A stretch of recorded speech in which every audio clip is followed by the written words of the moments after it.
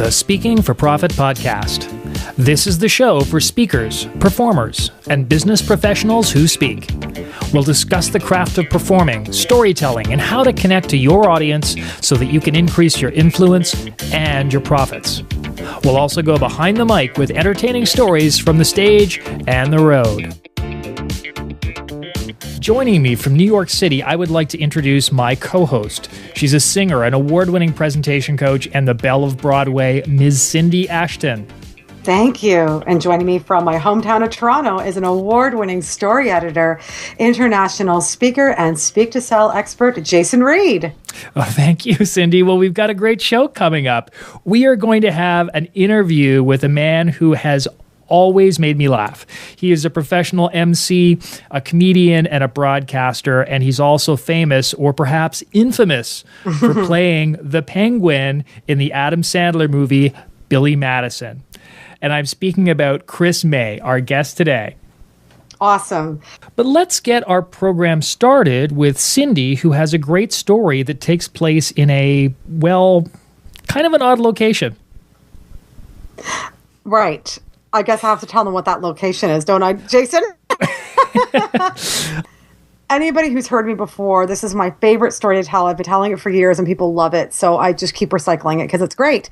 And if you haven't heard this before, get ready. So it was way back, I don't remember, like 2007, I was flying from my hometown in Toronto to San Diego via Chicago. And it was 7 o'clock in the morning. And you know, when you get off a plane at 7 a.m. and you're kind of sighing and dragging your feet and, you know, but you kind of like are trying to hurry up even though you're tired because you really need to pee. Mm-hmm. And so I'm like trying to haul my ass into the bathroom. And I get in there and remember it's 7 o'clock in the morning. And all I hear is, R-E-S-P-E-C-T. This is what it means to me. And I'm like, is somebody singing in the bathroom at full tilt? Like, is somebody really singing in the bathroom? And so I spy with my little eye. I start looking around the bathroom, and all I see is this fantastically gigantic bottom coming out of this stall. This woman is bent over with a toilet brush, and she's scrubbing away while, like, shaking her ass all she can, going, suck it to me, suck it to me, suck it to me, suck it to me. Wait for it. The brush goes up in the air. Woo! As she's shaking the brush around. And she's just singing and dancing like it's nobody's business. Nobody even realizes. She's not even realizing that people are coming in. I guess that she finally noticed that there's people. And she goes, I hope we don't mad miss singing. So we're going to assume that she wasn't originally from Chicago. Mm-hmm. And this other woman says, no, I think everybody should sing. So the next thing you know is these two women start singing together. I'm leaving on a jet plane. And I'm like, are they singing? Are they really singing in the bathroom at full tilt at 7 a.m? And so all of a sudden, the stall on my left, the stall on my right, I'm leaving on a jet plane. I'm like, what is going on? I am the professional opera and Broadway trained singer. How come I'm not singing? So I joined in and the whole bathroom is singing. So we're all singing away and nobody walked out slumpy. That's for sure. We all walked in tired and slumpy. And we all walked out full of joy, full of cheer. And I remember I went to the breakfast bar and I asked for a hash brown. And I'm like, good morning, may I please have a hash brown? And I was so happy because I was just singing in the bathroom. And the guy who had been sleeping over suddenly stood up with good posture and said, oh, yes, ma'am, coming right up. And he suddenly had friendly energy. And then the next person in line got his energy and that person's energy lifted and it changed the world. And what I love about this story is that one person can change the world. You know, we all have that level of power and influence in us and our ability to give to the world. And to me, that has stuck with me for years. And, you know, it also reminds me of just a very simple thing that performing is often simply being human, just being in the moment with ourselves and that creative part of us. Yeah, absolutely. I love it. Indeed. Well, you know what? We've got our show into the toilet already within the first 10 minutes.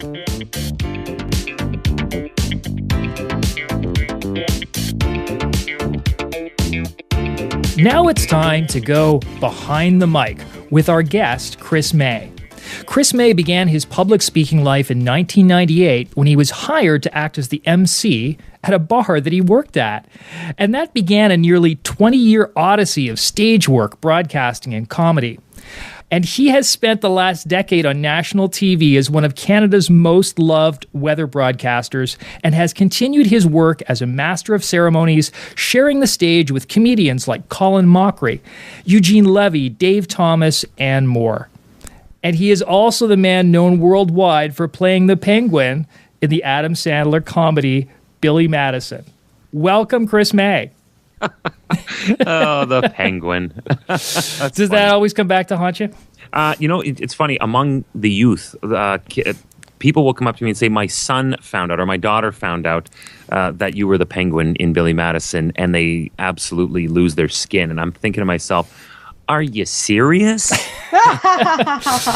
Well, we're gonna talk about that a little bit later. I have to say, my own nephew is totally unimpressed with anything I've ever done. But then when he found out that I knew you and you played the Penguin and Billy Madison, I'm suddenly the coolest person on the planet. Defies imagination. Exactly. Now let's start with your Master of Ceremonies stuff, because you've done a lot in your 20 years of performing, but the Master of Ceremonies work I find really interesting. And one of the questions I really wanted to start off with was, what do you think is the role of an MC, and what makes a good one? Okay. I get asked that a lot. I'm glad you started off with that. Number one, the role of an MC is to not necessarily be the recognizable person at the event, period. I learned from I'll be honest with you, I learned from Johnny Carson. There was an interview with him when he was retiring, and they said, what made you such an icon as a talk show host? And he said, by not making myself the star. I made my guests the star. People would leave knowing what they were doing, when they were playing, where they were playing, what time you could catch their television show, where you could find their book. And he said, by doing that, I gained the reputation as the person people wanted to turn to when they wanted to have themselves profiled better. So number one in being a good master of ceremonies is don't take over the show. It's not about you. You are there to facilitate the rest of the event. Number two is you have to be greater than just a rip and reader. I think you and I know what a rip and reader is from reading. Oh, yeah, for sure. Exactly. And this is why I've always told people, like, there's so many different ways and avenues you can take when looking for a master of ceremonies. You can either go the cheap way, and that is to get somebody to volunteer their services from within a committee or something like that, or go to a local radio station, pay some advertising, and get somebody to come on out, and which is actually how I got started. I'll talk about that later. But really, you need somebody who's going to buy into the vision of the event, because seriously, I've always said this, if you're going to put that much time, effort, and money into putting together a charity fundraising gala or an awards ceremony or whatever you're putting together, an outdoor festival that lasts a week, if you don't have somebody committed to the program, committed to the product, then you're only going to be as good as that person steering the ship. Mm-hmm. And you also want, you know what I mean? So, and the number three thing, there's only three things, is you have to be somebody who's good with pace. You have to be somebody who's good with time management, because when a committee puts together an event and they have people paying sometimes, tens of dollars, not normally these days, it's normally hundreds of dollars to come to see an event, or into the thousands of dollars for a table. And you tell these people who have spent this much money, a lot of them are well-heeled people too, I might add, and you tell them it's going to start at this time, it must start at that time. Right. And absolutely. But it's actually even more important to end on time, because the people that are in the audience, you must understand, they want to get home. They either have a babysitter, or they have a work day the next day, or they have somebody waiting for them at home that they promised they would be home at a certain time.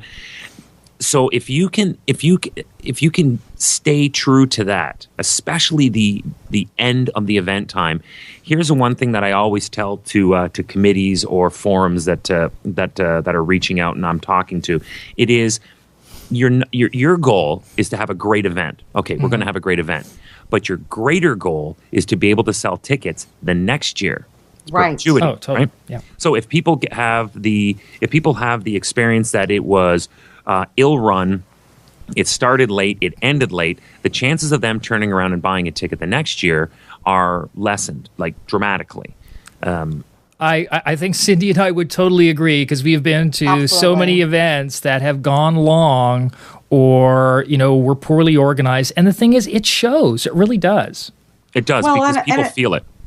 Yeah. And, and it really does also impact all the other players in the game. I can't tell you how many times I've been singing and or speaking at an event, and I'm supposed to go on at a certain time, and I have very strict routines, and I put certain things on my throat to make my singing voice sound great, and then all of a sudden they're 2 hours late, and then I got to get more shots of my acupuncture essential oils, whatever I'm doing, to get me in the zone. And by that point, I've lost my, I haven't eaten because I eat at certain times to pace it, and then I'm bitchy on stage, although I'm not, because I see people and I love them, but but it does throw you off, because I get grounded, I get focused, I don't eat during certain times, and suddenly that throws off my routine and makes me a little edgier and not the cute little Cindy that I normally am on stage.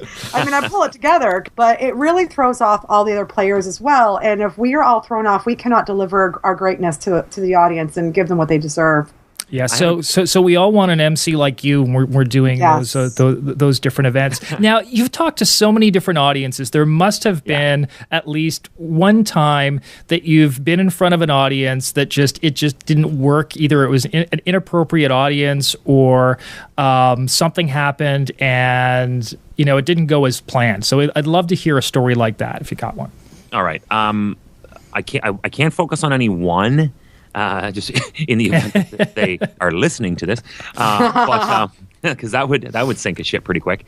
I'll be honest with you. Any event where this could be career limiting. Any event where the event is centered around business people, okay, and also any large scale charity event. And I'll tell you why. Because business people are there, and they're almost impossible to corral to get started on time, especially if there's a bar, because they're meeting around the bar, and they're all having conversations, and then the white noise, the din becomes so much louder. So to try and harangue them back into a lounge or into a banquet hall or a ballroom to take their seats is an act in patience. Also, when they get to their seats, they all have cell phones. So they're all clicking away on their cell phones. Plus, they're sitting around people either with their own companies at tables who have bought a table, or they're sitting near a table of colleagues that they haven't seen in quite some time. So now the networking starts. And it gets so off track so fast that, I've never had a show ever go bad, because I've always learned how to tie them back into the program, and we can talk about that as we go. But and then the large scale charity fundraisers. The only reason I say that, and I do a lot of fun. I act as master ceremonies for a lot of charity fundraisers, and we do really great work, because the people that are the keynote speakers. The keynote speakers, I guess it would be like a you, Jason, or a keynote speaker / entertainment artist. That would be you, Cindy. It's not your job to promote, how many tickets to sell, when the raffle's going off, or how many times you should go up to the silent auction table. And so it all falls on me. But the banquet halls are large, and everybody is networking. And a lot of times at charity fundraisers, you have celebrities in the audience, or you have politicians, and everybody's vying for time. So what I learned very early, and I learned this out on cruise ships, actually, because oh boy, how many thousands of events that I host poolside where I'm trying to get people's attention from soaking up the sun to belly flop competition. Or, that's challenging. You know what I mean? So most of which, half the audience that shows up for these things are pickled to begin with. So I learned through the School of Hard Knocks. And one of the things I learned was make your audience a part of the show. If you make your audience an active part of the show, then you have their respect and their attention. And for me, of course, it's easy for me to say it's simple because I do it all the time. But for me, it's something as simple as getting down off the stage and walking around with a microphone. You have to have confidence to do that. So And I will walk up to people who are standing in a group and I'll ask them, what are we talking about? And they'll see that suddenly there's the MC with a microphone and they sit down. But then they remember you afterwards. Absolutely. And everybody wants to trade cards afterwards. I do it in a very friendly and inviting and engaging way. And by the time I make my way back up to the stage, which takes a matter of minutes, that has set a precedent for the whole rest of the night. And then that gives me the opportunity to use my skills in time management to buy back the time that we may have lost. So if it was seating at 6 o'clock and suddenly we're seating at 6:30, I have to find a way to buy back 30 minutes of time, which has never been an issue after years of experience, but I have strategies to do that. Yeah, and it's interesting in talking about how you deal with the audience. I mean, it really goes back to the fact that, they are there to be entertained. Like, especially if they've bought a ticket, you don't want to make them seem like they're outside the process, because the whole point is, they're obviously a large part or the main reason why you're doing that. So that's really awesome. Yeah. I've been at those events where I've been seated. I've at the the table that's been way off to the left wing or the right wing, and you kind of, when you sit there, feel like, oh, I guess I'm obviously not as important as those that are sitting in the middle section. Probably I'm not, but you want to feel like you are if you're thinking about buying a ticket next year. It all comes down to reciprocal sales. Absolutely. For the committee. And this is all about speaking for profit. And, relating back to you, Chris, if you're able to set that stage and get those people on the left and the right wings to buy tickets and feel included, then that they have profited more, which means that they need you again and again and again. So once you make an impression, when they know that you can control's a big word, I use it a lot, then there is a demand to have you back a lot. And that's been working for me. And the only reason that works is because I work so hard at it. It's that practicing your craft, knowing your craft. I mean, when you do something very well and you've worked at it, and people can see how well you handle it, particularly as they compare you to other people who may not handle it quite as well, that's when you're going to get the repeat business, and that's when your business is really going to take off. And I'm sure, Cindy, you've noticed that yourself. You get to a certain level and people see you and they just want to hire you because of how you come across. Yeah, it's interesting because I was looking at my revenue from last year and where my money came from, and a majority of it was from referrals. You know what? It'll always be that way, especially for what we do. If you're the top of your field, referrals are king for you. They really are. They really are. And you know what? Part of referrals is also how you work off stage as well, I've found. I agree. You see?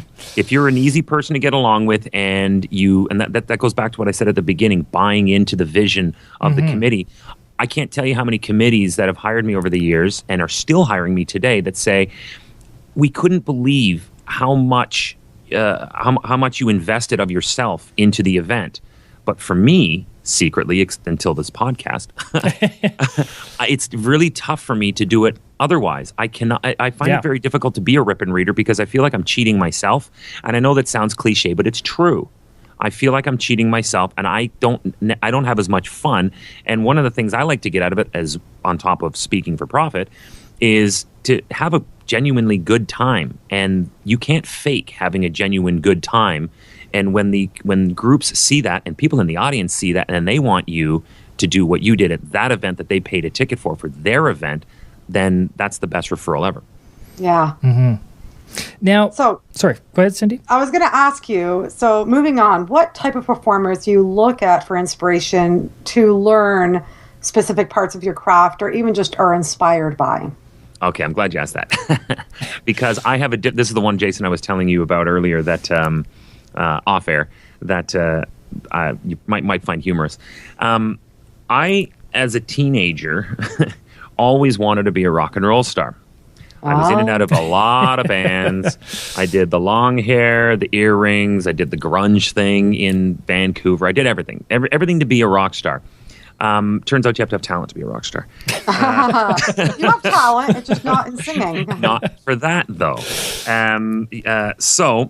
But I went to a lot of concerts and I emulated a lot of my favorite rock and roll stars when I was, either covering them or playing music. And then it just started to, and I got sort of the same rush of adrenaline being on stage speaking once I became comfortable with it, as I did that I remembered, grabbing a microphone or sitting behind a kit of drums. But my greatest influences up to that point had been rock stars. So I'm going to tell you my big three. My big three are Phil Collins, Bono of U2, and David Bowie.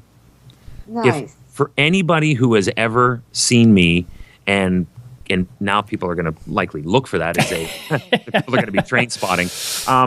There's an incredible amount of those three still in my performance. Now I've made it myself, like it's all me. People will, if someone ever looks up and says, "Oh, I want to MC like Chris May does," they're going to get. I'm not a single malt whiskey. I'm a blend. Nice. But and then aside from that, there were a couple of really outstanding cruise directors that I worked under, and they were dynamically different personalities. I had one who fancied himself a stand-up comedian, and he was crass. He would insult people and get away with it. He would make really off-color jokes and get away with it. And he just had a charm about him where he got whatever he did, he could sell it. And I remember him sitting me down once and saying, "Don't try to do what I do until you're as good as I am, because otherwise you won't get away with what I do." And he said the other thing is it has to be part of your everyday personality. Otherwise it comes off as phony. And then when you try to insult somebody and then laugh it off, they're not going to laugh because that's not who you are. That's who I became, by the way. And then there was the other guy who I really liked an awful lot, and he was the smooth, charming, almost flirtatious guy who had the perfect hair and the perfect singing voice. And I took a lot of his suave while I was out there, and then I took a lot of the other guy's abrasiveness, kind of merged the two together. And then I ended up getting promoted like wildfire. It just went very fast for me. All the while holding on to a little bit of Phil Collins, a little bit of Bono, and a whole lot of David Bowie. Wow, so that really is a blend. It is a blend. It really is. And speaking of David, good blend though. Sorry, go ahead. I like that blend. I was going to say, speaking of David Bowie, it actually reminds me of a story, Cindy, of Chris and I actually being on stage together. And I'll try and make this brief, but there's really some interesting learning in this story. I was part of basically a media rock band, and we did charity events. And what we would do is we would get people primarily in the television industry, like celebrities, to come up and sing with us, and we'd rehearse with them, and then we'd do these charity gigs, and it was just a lot of fun for everyone. It was really cool because it was a way that us as a band, and we weren't all that great, could actually play all of these great clubs. That's right. I love how you just own that. So what happened was we were playing this really big club downtown, really prestigious club, and the day of the concert, I was so sick. I actually should have gone to the hospital, but I was so sick. But I so wanted to do this concert that I went down to the venue.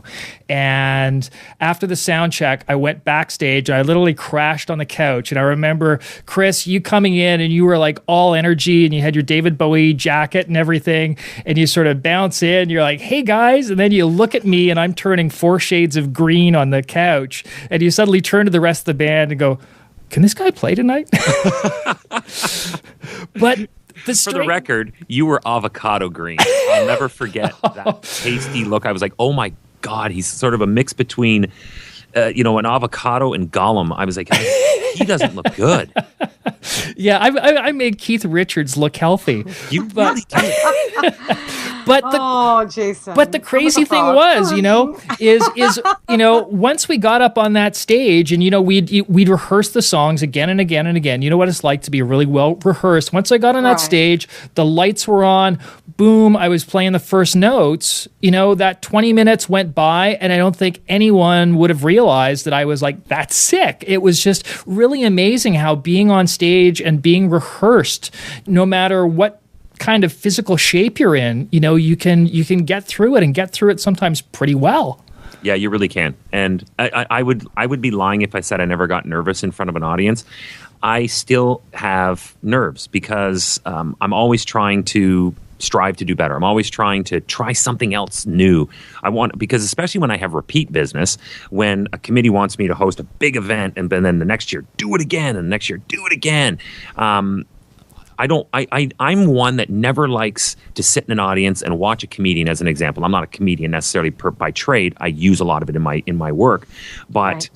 if I go to a comedy show and then I see the same comedian, 3 years later, I don't want to sit there and go, oh my God, he's doing the same stuff. Mm-hmm. So I strive to never do the same stuff. So therefore, I'm nervous before every gig because I'm always trying something new.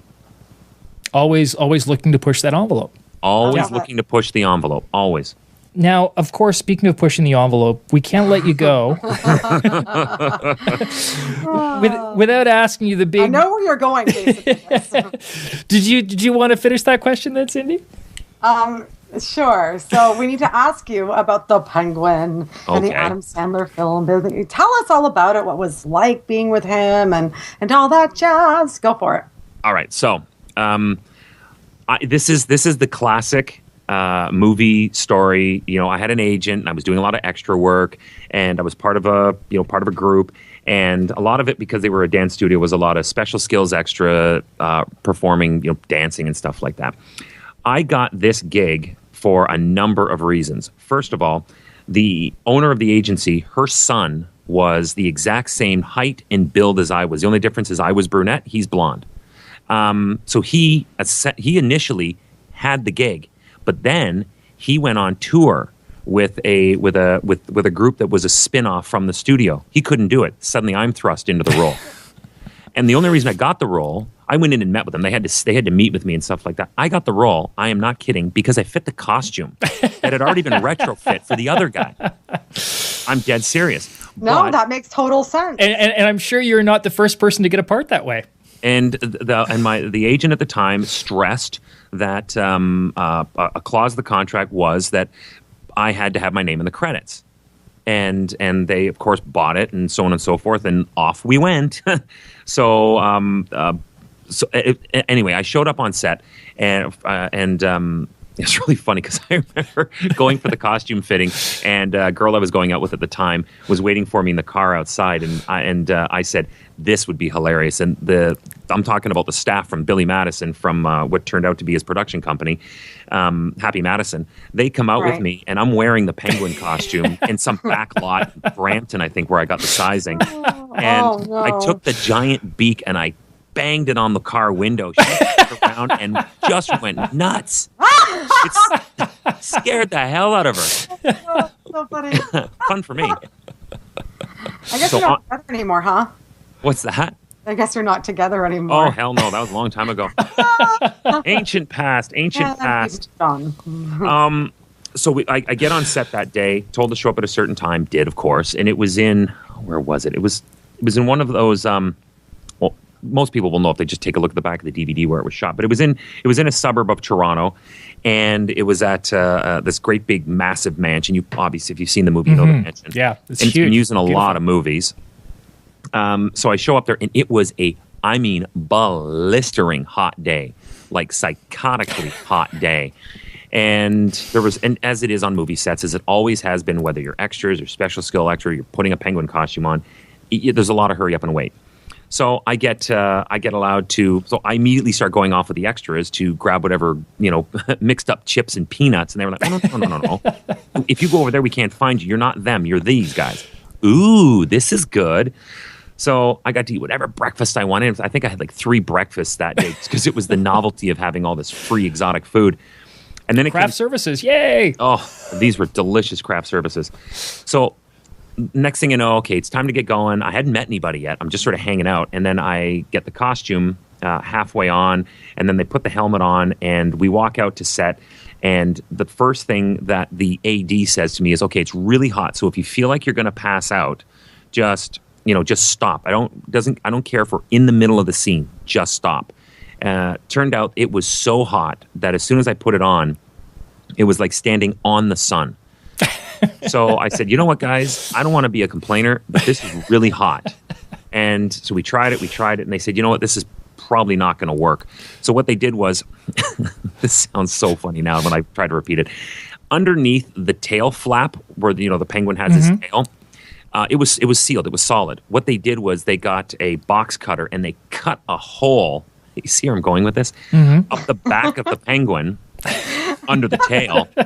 Oh my And God. you know those big carpet cleaners in banquet halls, the big blue ones that they use to. Oh, yeah, those ones. They're huge and they're massive. Anyway, they retrofit some ducting around that with duct tape. And they took this big PVC tube and they stuck it up the back of the penguin. And they, in between takes, they would turn it on and I would be filled full of cold air. It was crazy. So, Like the astronaut / penguin. it was the astronaut So penguin. Exactly. just FYI, I'm Googling you right now as you're telling me about this because I actually haven't seen this movie. And there's a poster of you that says, you as a penguin, that says, it's too damn hot for a penguin to be walking around here. Yep, that might have been one of my quotes. So, Oh my God, you're very cute as a penguin, darling. thank you. Are we allowed to hit on our guests? I'll bring my helmet. So Lovely. here now this is where it gets nutty. Now So it's not nutty enough yet. no. Now the actors are showing up. Okay, so we've already had our quick little run-throughs. Now Adam Sandler shows up. The two actors that were there on set that day that I remember were Adam Sandler and Chris Farley. Now, Chris Farley, I think that was back during his down years, his dark years, because he was wearing black sweatpants. I'll remember this clearly. He had a baseball cap on, but he had a black hoodie over top, and his blonde hair was like, there. And you could see that. And I was like, oh my God, that's the guy from Saturday Night Live. This is so cool. I love that guy. Chris Farley, man, down by the river. But all he did was sit there and look at the ground the whole time while he was turning progressively pink and then red from the heat and sweating. He didn't say anything. Every once in a while, he laughed at a few things, but I think he was probably either hungover or he was affecting the ills. He was being affected by the ills of all of his other vices at the time, which is sad. So Adam Sandler does multiple takes of these different scenes with me, and then it gets hot, and they take the thing and they put it up the back of the costume, and Adam Sandler goes, in his I can't do the voice. I used to be able to do the voice all day. Oh, the penguin's got something going up his bum. What's going on? The penguin's got something going up his bum, and he's like talking in his Billy Madison voice. Yeah. Oh my God, it was crazy. I can't tell you all the other stuff. It's way too crude. But then at one point he goes, I want to wear the helmet. Let me wear the helmet. I want to wear the helmet. And so he puts the helmet on, and somewhere, I don't have it, and my agent never got it for me, and I asked a lot. Because remember, back in those days, no digital cameras. No digital cameras, kids, imagine that. It was Polaroid for continuity. So there's a Polaroid out there somewhere of Adam Sandler and I with our arms around each other, and he's wearing the helmet, and I'm not. So that was the only evidence that it was me and my face that was there. And then he just got cruder from there. He was funny. He's like, how do you play with yourself with giant flippers like that? How can you get a grip? I'm like, oh my God, this guy's crazy. So They should have recorded the outtakes and put them at the end of the movie. It sounds like that was probably just as funny, again, if not funnier. Those are before the days when before DVDs, right? Yeah. So they didn't have the bandwidth I guess the storage space on a VHS to have all the extra takes, because that would have been outstanding. So here's the big question: if they decide to do a sequel, are you in as the penguin again? Absolutely. You know how big of a star Adam Sandler is now? Good Lord, he was just starting out back then. He's awesome. Now, do your kids think you're really cool for having been in that role, or are they just not impressed like most? I have one son. He's 13. He's fully aware of it. Thinks the movie was lousy, and he's a big fan of Adam Sandler's later movies rather than his earlier movies. And he's not really into movies at all. So he just thinks it's way more cool that I do stuff like this, like a podcast like this, because he's become a bit of a microphone hog himself, putting together YouTube videos on video games and stuff like that. So he likes this angle of what I do. Very cool. Yeah. Wow. So do you have anything else you wanted to ask Cindy? No, this has been so much fun. This has been a blast. If there's one thing I can close Sure, with, absolutely. if anybody, if there's people that are out there that are going, man, I'm really nervous about getting up on stage. Everybody's nervous when they first start out. I got started by being thrust into it. I had a dad who was a great speaker. And when my father passed away several years ago, one thing that stuck with me was people saying to me, if there's one thing I remember about your father, he was such an enigmatic person. Like he could command an audience's attention just by being real. And I never forgot that. I mean, everybody thought, I remember my uncle saying to me, your dad, because there's a 10-year split between my uncle and my dad. And he said, your dad was, somebody who he could get amazing grades in school. He would have tons of friends and he would know every box score for baseball or hockey afterwards. He was so well-rounded. And I always held that, because when my dad passed away, it was very impressionable years back then, teens. So I always maintained that. And getting into doing this, I got rid of the nerves by saying, you know what, people are there to just know me. So if I'm just me, it's going to be a lot easier once I became confident in myself. And confidence is tantamount. Just like being on television, you don't have confidence, you're not going to sell your audience. And Cindy, you know what it's like being a performing artist and a musician, or Jason, you know what it's like being a musician. If you don't come off like you're doing it and it's just part of you, then people can read that. Oh, yeah. No time it just looks like you're trying too hard. And then they're like, what is up with that person? Yeah, and immediately the foul 4-letter word comes out, and that is fake. Yeah. The dreaded F word. The dreaded F word, fake. Yeah, I love that. So how can people get hold of you, Chris? How can they find out more about you? Obviously, I have a website. I'd be remiss if I didn't. It is www.masterofceremonies.ca. Super simple. It is what I am. You actually got that URL. You are a rock star. I wanted to be. I truly wanted to be. I know, but you're a rock star in other stages. Awesome. So for those of you, again, who want to get hold of Chris, his website is masterofceremonies.ca. We will also have that web address on our website, which is speakingforprofitpodcast.com. So if you go there and you check out the show notes, you'll be able to get hold of Chris. This has been so much fun. Thank you so much, Chris, for being here. We really appreciate having you. Hey, man, I had a ton of fun as well. Pleasure to meet both of you.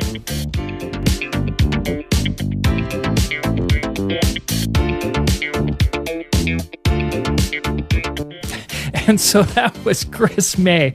Oh my goodness, I didn't expect quite the long, involved, and rather hilarious story about the penguin costume. Yeah, the whole tube up the butt. I mean, that's a whole other level. Hopefully he got paid well for this. Yes, indeed. Well, who knew we would be speaking about that in our first podcast? Well, here's the thing. This program is for all of you that are listening. We really want to hear from you. So if you want Jason or I to tackle any of your burning questions about speaking, selling, or influence, please email us at feedback@speakingforprofitpodcast.com. That's feedback@speakingforprofitpodcast.com. Goodbye from me, Madame Cindy Ashton. And goodbye from me, Jason Reid. We'll see you next time. Bye-bye. Find the Speaking for Profit podcast on iTunes and subscribe to our feed to get the latest episodes. While you're there, please leave a rating or a review for the show. We would love to hear from you.